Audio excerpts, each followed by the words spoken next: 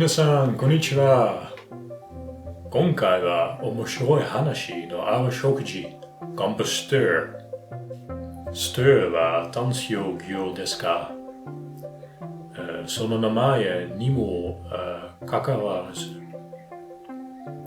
この料理には魚は入ってません。その理由は次の通りです。ある司教がカンブンという町を訪れてました。彼らは地元の魚を調理したいと考えてました。彼らはアイス川で大きな4本を捕まえた。残念ながら、ここからすべてがうまくいかなくなってしまいました。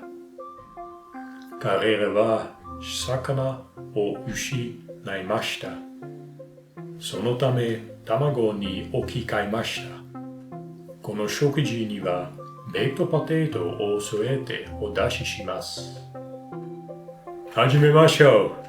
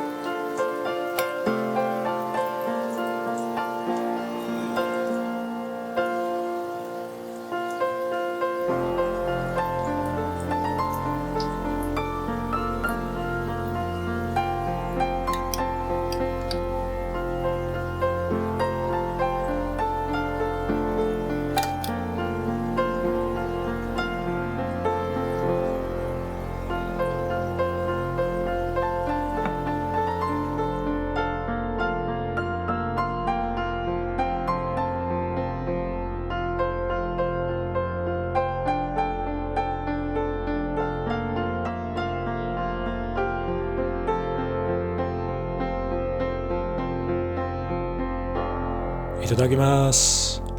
またお会いしましょう。Eet smakelijk en tot ziens.